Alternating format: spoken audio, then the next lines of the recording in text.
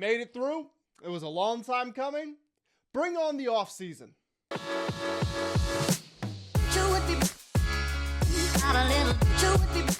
What's going on, everybody? Welcome back to the Full Command Show. My name is Grant Mitchell, back with the 5 Names to Remember series, our final one of the 2025 NFL regular season.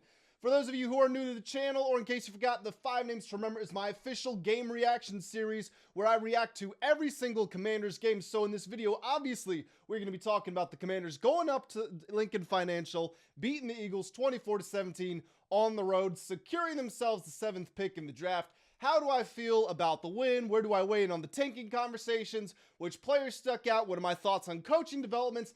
All of that stuff will be addressed in this video. So guys, make sure that you do smash that like button. Again, it's the final reaction of the NFL season, this season at the very least. So hit that like button, show the support. You guys have been all over it lately, and that is amazing. I appreciate you all. We're on the road to 4,000 subscribers, so why not join the community if you have not already?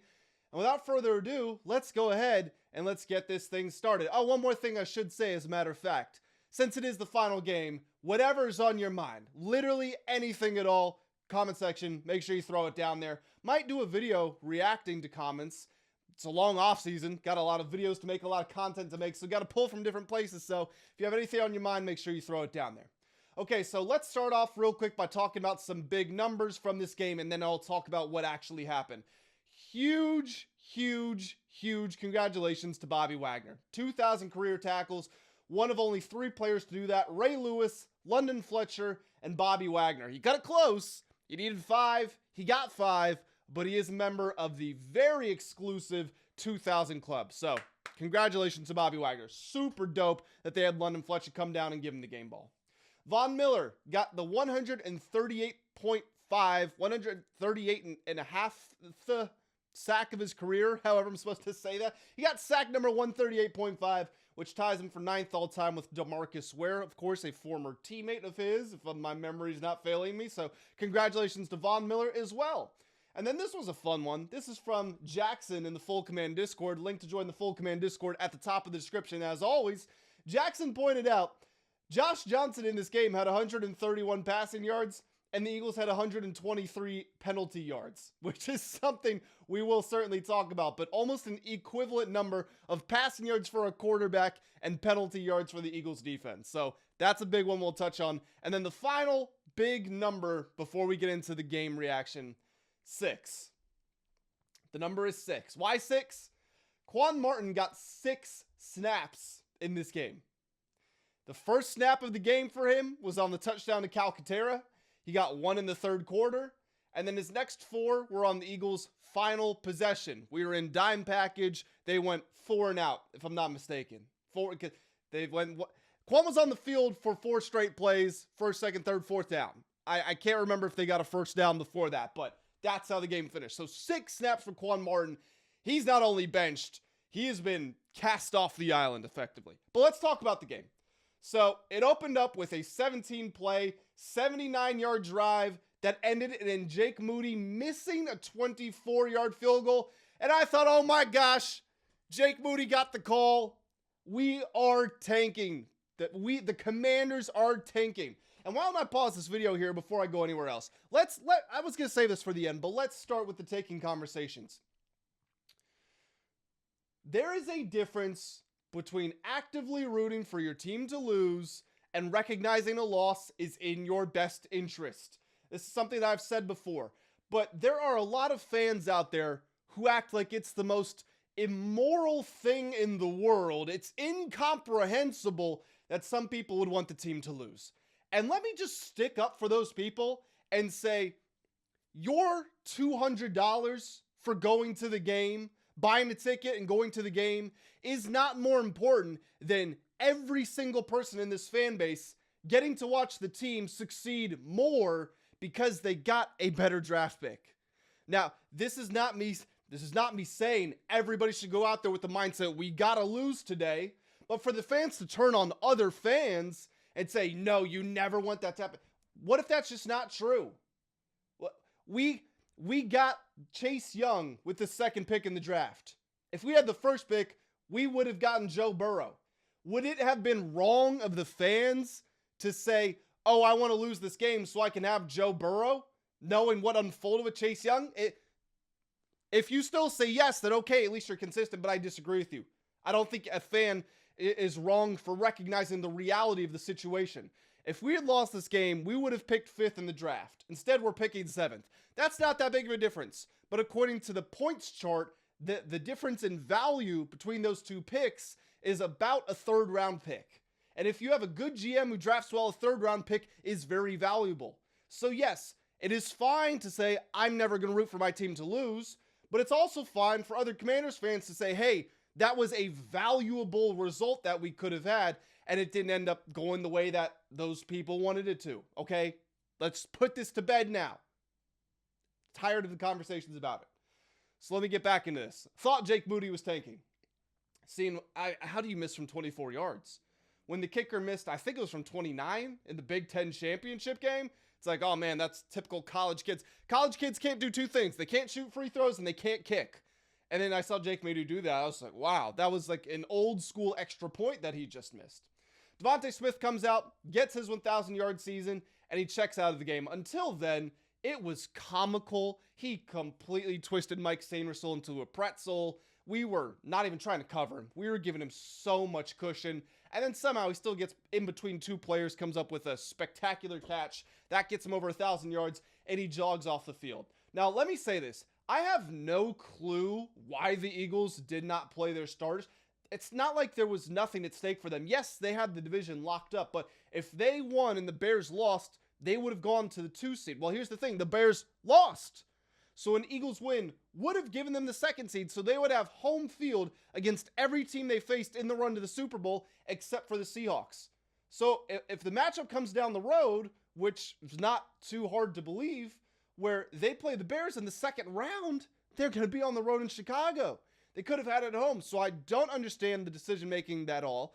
I heard one of the commentators say on the broadcast, the Eagles are the least injured team in the league, and Sirianni said that they gave their guys days off before they went on their Super Bowl runs, and okay, if that's the logic you want to have, but I'm just saying that's pretty valuable home field. There's a reason teams play for it, but I digress.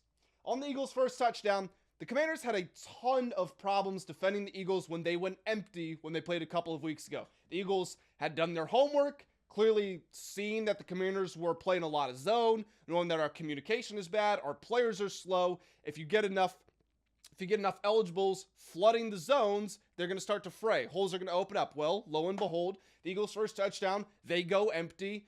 The broadcaster, whose name I forget, but he was in the middle of saying the Eagles love going to the tight ends here. Dallas Goedert set a franchise record for tight ends with 11 receiving touchdowns. Look for them to go to Calcaterra. And what happens? It's Calcaterra out of an empty set. He goes on a seam route. He's got 2 digs coming in behind him. The linebackers and the DBs stay low. The safeties are back. It opens the window for a layered ball. McKee puts it on the money. It's a touchdown to Grant Calcaterra. Like I said, by the way, that was Quan Martin's first play, and then he didn't come back in until the 3rd quarter. He only got 1 play in the 3rd quarter. Tank Bigsby was a difference maker in this game. I forget the numbers, but it was something like the Eagles had an EPA per play of like 0.22, which would be the best in the NFL. And they also had the best success rate whenever Tank Bigsby touched the football. His change of direction was startling. There was one play where I think it was a pass, I think it was a check down. He caught it and he ducked under and had Jordan McGee just grabbing at air, made him look silly, but it wasn't just McGee. Tank Bigsby looked amazing. I thought when the Eagles made that trade, it was an insurance policy on a Saquon injury. And I stand by that, but also if they gave Tank Bigsby 150, 200 touches in a season, he'd probably be pretty good. That guy looks awesome. The Eagles made a litany of horrible decisions in this game, one of which was they didn't let Bigsby touch the ball the entire 4th quarter, but their play calling sucked. And I know Kevin Patullo has been a controversial figure all year, but there were so many 2nd and 1, 3rd and 1, 4th and 1 where they were passing it on. I can't remember if it was the final drive of the game or the one immediately before that. I think it was the one immediately before that. But it was obvious 4-down territory for the Eagles. They're chasing. They need to get points. It's 3rd and 3. They'd already run hurry up to get to the line before the 2-minute warning to run a bad play. It might have been this play, as a matter of fact. Whatever it was, on 3rd and 3, they throw a 40-yard go route up the sideline, and I think it ends up going out of bounds. It was incomplete.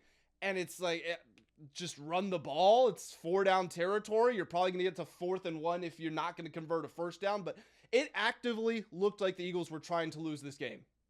From them not playing their starters, to Tank Bigsby being the best player on the field and them not giving him the football, to their play calling, it was just horrible all around. The Commanders did have a goal line stand when the score was 7-7. Jacob Martin showed up, ran through the right tackle's face, forced Tanner McKee to get skittish, run out of the pocket. He ended up throwing it out of the back of the end zone. Turnover on downs. The Commanders get it right by their goal line, and we're coming out of a TV break, a TV timeout, and we can't get lined up in time, and we have to burn a timeout. In the second half, we got rid of all of our timeouts with nearly 11 minutes left in the fourth quarter because there were so many instances of this just coming to the line, start of a possession, off of a timeout, and we couldn't get set. We couldn't get the ball off. I don't know. More horrible clock management from us. Jake Moody drilled it from 56 yards right before halftime, and then I was really confused because I said to myself, wait, Jake Moody was tanking 10 minutes ago. Now he's setting career. Is that a career long for him? It's got to be close to it. Whatever it was a great kick. Great job, Jake Moody, but how do you miss from 24 and then make it from 56? I don't know. The second half is where a whole bunch of mistakes happened. Josh Johnson was late and weak, throwing off of his back foot to the sideline to Debo. Jalix Hunt, who's a edge rusher, defensive end, outside linebacker type dude, jumps in front of it, played it perfectly, got the interception. Debo was passive, did not move to get the ball. He was waiting for it to get to him. Cardinal sin, and ends up being an interception. Then Tanner McKee lollipops one to the goal line. Reaves picked it off. It seemed like a great play from Reaves. I'd be interested to go back and watch the all-22 on it. There was a post coming across his face, and he kind of just ignored it and sat on it. I don't know if he had seen McKee's eyes or if this was film study, and he knew that they like to throw the second ball, but whatever it was, he was in the perfect position, and it looked at the moment like a horrible play by the Eagles, but I think Reaves just did something really intelligent. I'm going to go back and break it down, but good job by Reaves. He was great in this game. That was the second interception of his career, so I know that had to feel good for him. Speaking of more mistakes, Josh Johnson dropped a snap that was not high. It hit him right in the hands, and then he ran back and he tried to pick it up instead of falling on it. Of course he doesn't, because nobody ever does. And then Jalix Hunt, once again, the man in the right position, picks it up for Philly at the 28-yard line. There was twice in this game where we were down at the 1 or the 2 yard line and Ben Sinnott false started. And Ben Sinnott is going to escape later in this video when I do get to the 5 names to remember. I'll spoil that now. Ben Sinnott is going to escape. And the reason behind that is he's a young guy. I and many others always talk about getting the young guys on the field so they can make their mistakes. These are big mistakes, but it's good that he's getting them out now in this meaningless game, week 18, not playing for anything. Eagles playing their backups. This was not a high leverage moment. This is the advantage to giving the young guys reps, especially in those scenarios where it makes the most sense. So, hey, Ben Sinnott, cut that you-know-what out. Don't do that again, but it is what it is. If we have to live with it, you doing it here so that it doesn't happen again in the future, okay, but that was a problem. The false starts. I talked about this in the video recently. The Commanders lead the entire NFL in false starts. We had 2 from Sinnott in this game. One more, who was it? It was Chris Paul, and then I can't remember if there was another one on top of that, but even more false starts just like there have been all year. Mikey, I thought was pretty poor to start this game, but he had a really good rep on third down later in the third quarter, I think. He jumped in front of the pass, got in there, broke it up, just teach tape stuff from him. On the offensive side, Treylon Burks had another DPI. This guy is so physical, DBs can't stay in front of him. And then Terry McLaurin, I think he drew at least it's 17 pass interference calls, one for the number on his jersey. The Eagles weren't even trying to guard him. They were kind of just letting him get downfield, and they were like, okay, he's 15 yards past the line of scrimmage. I think this is where we tackle him now. It doesn't matter if Josh Johnson's throwing the ball or not. They weren't even trying. It looked like he was, I don't know. It looked like he was playing high schoolers. They looked like they were playing a different sport. I don't know. The tackles in this game. I was really pleased with Josh Conerly and Brandon Coleman. I thought the tackles had a good game overall. The interior offensive line was bad. Andrew Wiley and Nick Allegretti, they just don't have the play strength. As the game wore on And the Eagles' backup defensive linemen who are not used to getting these reps, as they got tired, it became apparent because Josh Johnson it was like he was sitting in a fortress. He had so much time in the pocket that I couldn't help but look at that and think, oh my gosh, I wish Jaden Daniels had this. But the interior offensive line, when it was on critical downs, 3rd and 1, 4th and 1, when Jordan Davis was in the game, he was wreaking havoc. Earlier in the game, when those backups weren't tired, they just weren't getting a great push. There was one play near the goal line with Chris Paul where he just got smoked by Byron Young. He got thrown out of there, and it ended up being a 2-yard loss. Can't remember if it was C-Rod or Bill, but it wasn't their fault. Chris Paul, just the line completely collapsed. So it's interesting that we look at Brandon Coleman, who was made inactive and who gave up 10 sacks as a rookie. Conerly, who was the biggest underperformer on the offensive line earlier in the year, a rookie, supposedly needed to develop his play strength. And as the season has finished, I've been very pleased with Josh Conerly, and I've been very pleased with Brandon Coleman. The Chris Paul piece is interesting because I remember I was looking at Pro Football Focus's grades, which I did a video on, and Chris Paul was ranked pretty low. And Chris Paul has been somebody we've looked at, said, okay, yeah, you're probably going to earn a contract extension, but just with that in the back of my mind, and then seeing that one play on the goal line where he got thrown out of there, plus the false start, I'm definitely going to need in the offseason to go back and watch some more Chris Paul all 22, because now I'm starting to question myself a little bit. And there's time for these decisions to be made, but just where my head's at, so I want to share it with you guys. Getting to the end of the game here, there's a play action where Jihad Campbell got caught looking in the backfield. John Bates records the first touchdown of his career. So that had to be a really cool moment for him because John Bates, I mean, we all know what he is. He's a blocking tight end. We ran a tight end screen for him earlier in this game. I've now seen a tight end screen for Zach Ertz. I've seen a tight end screen for John Bates. I'm yet to see one for Ben Sinnott. I don't understand, but then Ben Sinnott goes and has the 2 false starts. So I don't even know if I'm in any position to complain, but congrats, John Bates, on the first career touchdown. And then Josh Johnson runs it in to put us up by 7 with 2 minutes left. Keely Ringo, part of the Eagles DBs, playing some of the worst football that you'll ever see. Keely Ringo is running down to stop him, and as Josh Johnson's approaching about the 2-yard line, he just turns his back and runs away. Now, I think what he was doing is realizing this is a pass, and there's going to be a receiver behind me, but the Eagles probably would have had it defended. And in Ringo running away, there was literally nobody in place to make a tackle. So he got to bite the bullet and he's got to go get him. Or he's got to at least try to play halfway. He can't turn his back and run away like he's playing hide and go seek with his friends. Anyway, Josh Johnson scores the game-winning rushing touchdown. Tanner McKee had a chance. He missed his guy wide open on 4th down on their penultimate drive. And then on the final drive, Von Miller gets a sack. They couldn't get anything going. And the Commanders win 24-17. So my general takeaway, we won. Cool. I'm not going to be gaslit by the fan base for understanding the value of the 5th pick compared to the 7th pick. Was it nice to win? Sure. I hope the Eagles fans are sad, although they don't care because they're going to the playoffs anyway.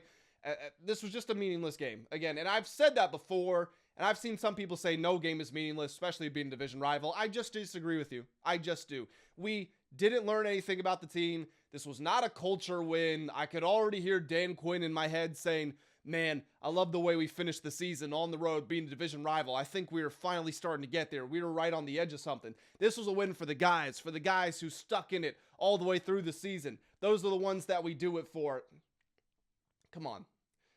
We have 30, 35 free agents, something like that. This roster is going to look totally different next year.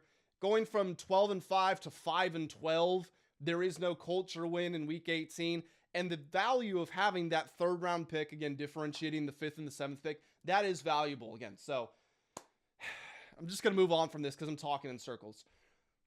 The top 6 picks, because we are picking 7th, top 6 picks, you're going to get 2 quarterbacks. It's going to be Fernando Mendoza and Dante Moore most likely.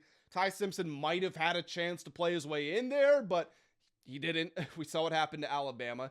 You're going to get at least 2 of the rushers, and I'll include Arvell Reese in there, even though he's linebacker. But Arvell Reese, Reuben Bain, David Bailey, at least 2 of those guys are going to go. You're probably going to get at least 1 wide receiver, whether that's Carnell Tate, whether that's Jordan Tyson, whether that's Mekhi Lemon. So the big questions are, do all of the edge rushers go? Is it Reuben Bain and David Bailey and Again, Arvell Reese, linebacker, but are all three of those guys gone? Is it both receivers gone? Is Caleb Downs gone? Is Jeremiah Love gone? Those are the questions with us locking in this 7th pick. We're still in a solid spot.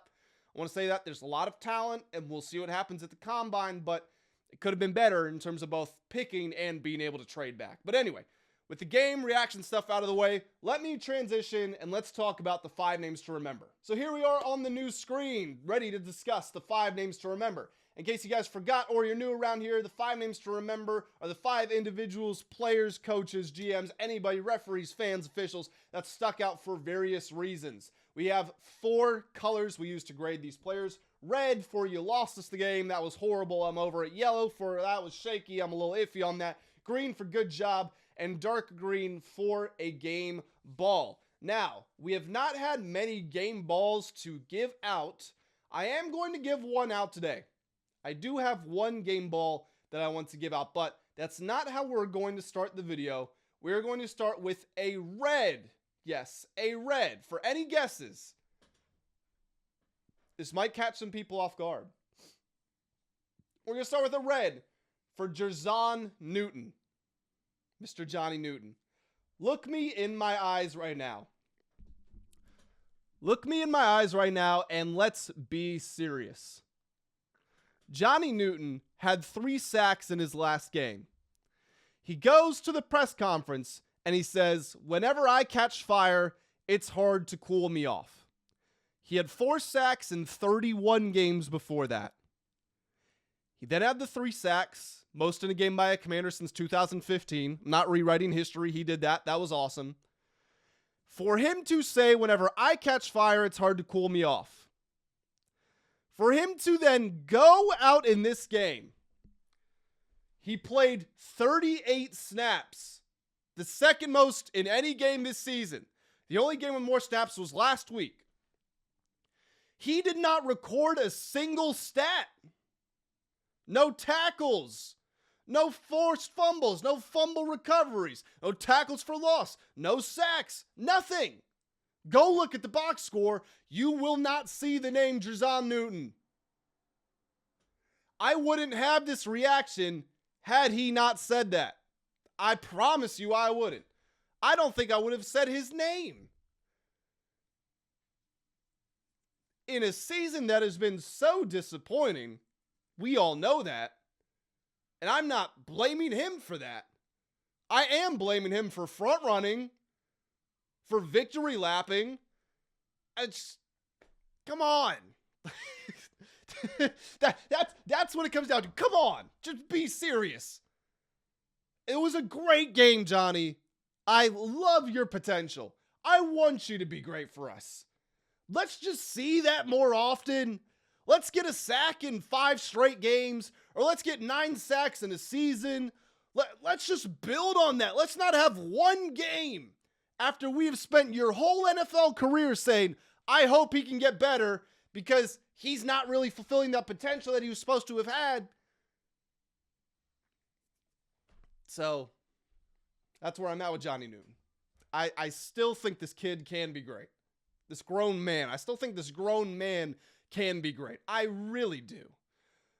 But let's just learn to control ourselves a little bit and remember that words have meaning.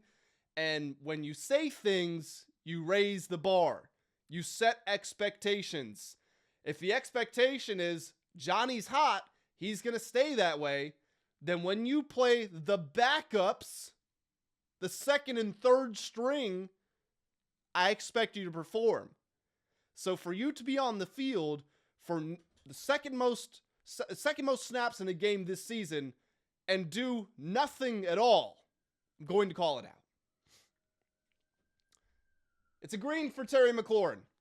4 receptions for 57 yards, led the team. It's a very mundane box score, but they simply could not cover him. He had to have drawn 60 to 80 yards of pass interferences on his own.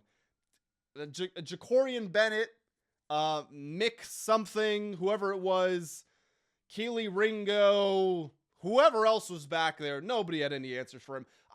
There's not much else to say other than it looked like he was in a different league, genuinely. And I don't say that like I don't say that as in he was leagues better than them. No, it looked like he was in the NFL and they were in something else. I don't know what it was. The UFL, the CFL, arena football, whatever you want to put, whatever title you want to put on it. It looked like they were basically not playing the same sport because they couldn't cover him. So I'm just going to give a green for Terry off of that, because if we add his production off the penalty yards, again, I'm guessing, but this is probably like a 120-yard game, something like that for Terry. So I'll give a green to him. I'm going to give a green to the tackles, who I spoke about already. We're going to have a split box for Josh Conerly and Brandon Coleman. It was evident how much time Josh Johnson was getting in the pocket. And like I said, I'm sure some of that had to do with the conditioning of the Eagles' backups, but they were getting a good push in the running game. I felt it especially with Conerly. I'm not sure what Brandon Coleman's future holds, because he was drafted as a tackle, and then they move him over to the other. He's going from left tackle to right tackle, and then he's going to left guard, and then he's inactive, and then he's the sixth offensive lineman, and now he's backing up Laremy Tunsil. So I don't know where they're going to put him. Ever since he's gotten back out on the field, and that includes when in those moments as a sixth offensive lineman, I broke that down in a video. There were a couple of plays where he flashed as a sixth offensive lineman, but he has looked good. He genuinely has. So I don't know what they're doing. I don't know if they put him back at guard. I can't imagine that they've traded for Laremy Tunsil just to let him go. So left tackle seems to be off the board, and right tackle's off the board. So I don't know. Maybe he's just trade bait, which I'm not advocating for. Let me make that clear. But bottom line is, Brandon Coleman's looked good since getting back. And then Josh Conerly, I talked about it already, but considering he started the year poorly, he's gotten better and better as the season has gone on. And this is what I was saying. This is what a lot of others were saying. He was 21 years old. Now he's 22, I believe. Let the play strength develop. Let the guy mature. And he's obviously a building block of the team. He will come good. I'm confident in him. A green for a first-timer here, but a guy that we all know and love, a guy who might be our best player, Tress Way. It's a bit of a lifetime achievement / season achievement award, but the season he's had, this dude is just awesome. There weren't a lot of players that I looked at in this game that were very memorable, but Tress had some great moments. He's had a great year, and it's been a little bit overdue. He had a 71-yard punt. He landed another one on the 1-yard line. It got scooped out and recovered at the 9, but without many other individuals shining on offense and defense, and Tress just continuing to perform at his usual standard, this was a good time to give him acknowledgement, give him a shout out. So a green for Tress Way. And then a dark green. I'm very excited about this one. A dark green for Jeremy Reaves. He was great. 7 tackles, 2 pass deflections, an interception, the second of his career. There seems to have been more development in his game than at any point in his career. And that shouldn't be a surprise. He's gotten the reps. He's a guy who's always improved and overcome the odds from coming from South Alabama, right? I'm not messing this up, right? Jeremy Reaves College, South Alabama? Yes, South Alabama, University of South Alabama. Okay. For him to come into the NFL, work his way up, make the roster, become an all-pro special teamer. Now he's starting on defense, and I get it's not the best defense in the world, but I'm giving him a dark green. I'm giving the game ball in this game. He's been one of the better players recently. Even when he was on the field earlier in the year, it was like, he's a liability. It's harsh, but we got to send him back to special teams. Now I don't feel that way. Is he a little undersized? Does he have his limitations here and there? Yes, he's not a perfect player, but what he lacks, he makes up for in intensity and effort and determination, and he just keeps improving. He just keeps getting better and better. So hats off to him. He has officially taken Quan Martin's spot. That's another big one. That's another reason he's getting the dark green, because the coaches are telling you what they think of him. I'm not saying I'm giving a green because he benched Quan Martin and I hate Quan Martin. That's not what I'm saying. And I don't hate Quan Martin. I'm saying the coaches are telling you by benching Quan, this is what we think of Jeremy Reaves. I mean, Quan got 6 snaps in this game. And what does Reaves do? Comes out. He either ties for the team lead or he's like second in tackles. I have the box score right here. Ties for the team lead in tackles, the most pass deflections with 2, and he gets the only interception for the Commanders of the entire game. That is called performing. That's called producing. So on the road against a rival, Jeremy Reaves stepped up and he had a hell of a game. So it's a dark green for Jeremy Reaves. And just to review all of them, we have a red for Johnny Newton. We have a green for Terry McLaurin. We have a green for the tackles, Josh Conerly and Brandon Coleman. A green for Tress Way, and a dark green for Jeremy Reaves. So guys, that is going to do it for this video. we are going to jump into more of my thoughts about the new coaches, what's going on with Cliff Kingsbury, and what's going on with Joey Jr. and Dan Quinn. We got a big update on Cliff Kingsbury that I'm excited to make a video about. Also, we are supposed to hear from Dan Quinn and Adam Peters today at 5 Eastern, so there's going to be a lot to discuss from that.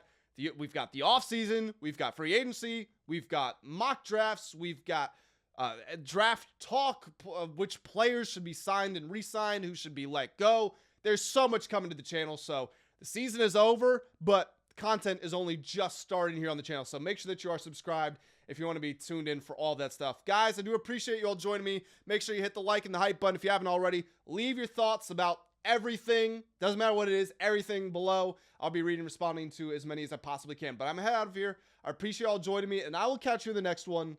Have a great day. Chew with me.